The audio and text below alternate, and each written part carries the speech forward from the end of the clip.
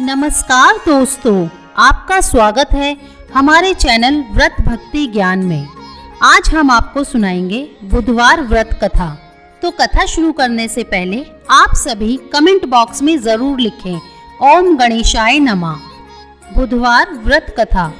समतापुर नगर में मधुसूदन नामक एक व्यक्ति रहता था। वह बहुत धनवान था।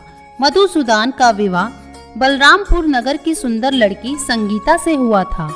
एक बार मधुसूदन अपनी पत्नी को लेने बुधवार के दिन बलरामपुर गया। मधुसूदन ने पत्नी के माता पिता से संगीता को विदा कराने के लिए कहा। माता पिता बोले, बेटा आज बुधवार है, बुधवार को किसी भी शुभ कार्य के लिए यात्रा नहीं करते। लेकिन मधुसूदन नहीं माना। उसने ऐसी शुभ अशुभ की बातों को ना मानने की बात कही। दोनों ने बैलगाड़ी से यात्रा प्रारंभ की। 2 कोस की यात्रा के बाद उसकी गाड़ी का एक पहिया टूट गया। वहां से दोनों ने पैदल ही यात्रा शुरू की। रास्ते में संगीता को प्यास लगी। मधुसूदन उसे एक पेड़ के नीचे बैठाकर जल लेने चला गया। थोड़ी देर बाद जब मधुसूदन कहीं से जल लेकर वापस आया तो वह बुरी तरह हैरान हो उठा, क्योंकि उसकी पत्नी के पास उसी की शक्ल सूरत का एक दूसरा व्यक्ति बैठा था।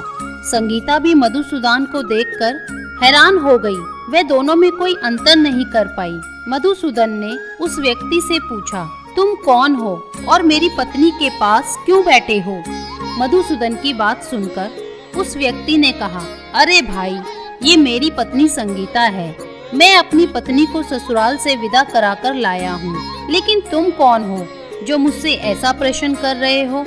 मधुसूदन ने कहा, तुम जरूर कोई चोर या ठग हो। यह मेरी पत्नी संगीता है। मैं इसे पेड़ के नीचे बैठाकर जल लेने गया था। इस पर उस व्यक्ति ने कहा, अरे भाई, झूठ तो तुम बोल रहे हो। संगीता को प्यास लगने पर जल लेने तो मैं गया था। मैंने तो जल लाकर अपनी पत्नी को पिला भी दिया। अब तुम चुपचाप यहाँ से चलते बनो, नहीं तो किसी सिपाही को बुलाकर तुम्हें पकड़वा दूंगा। दोनों एक दूसरे से लड़ने लगे।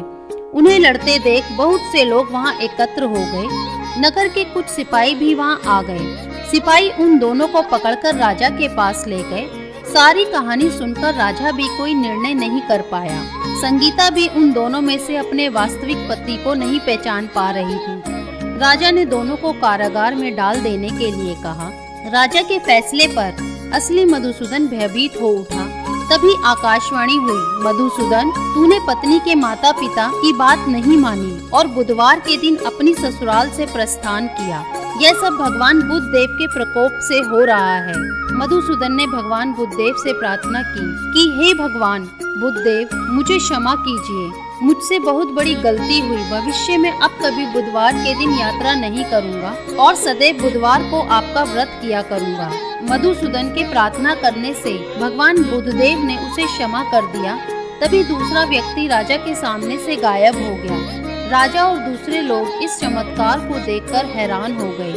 भगवान बुद्धदेव की इस अनुकंपा से राजा ने मधुसूदन और उसकी पत्नी को सम्मान पूर्वक विदा किया। कुछ दूर चलने पर रास्ते में उन्हें बैलगाड़ी मिल गई। बैलगाड़ी का टूटा हुआ पहिया भी जुड़ा हुआ था। दोनों उसमें बैठकर समतापुर की ओर चल दिए। मधुसूदन और उसकी पत्नी संगीता दोनों बुधवार को व्रत करते हुए आनंद पूर्वक जीवन यापन करने लगे। इस तरह भगवान बुद्धदेव की कृपा से उनके यहाँ खुशियाँ बरसने लगी। इसी तरह जो स्त्री पुरुष विधिवत बुधवार का व्रत करके व्रत कथा सुनते हैं, भगवान बुद्धदेव उनके सभी कष्ट दूर करते हैं। इसी तरह की कथाएं सुनने के लिए हमारे चैनल से जुड़े रहिए और चैनल को लाइक, शेयर और सब्सक्राइब कीजिए। ओम गणेशाय नमः।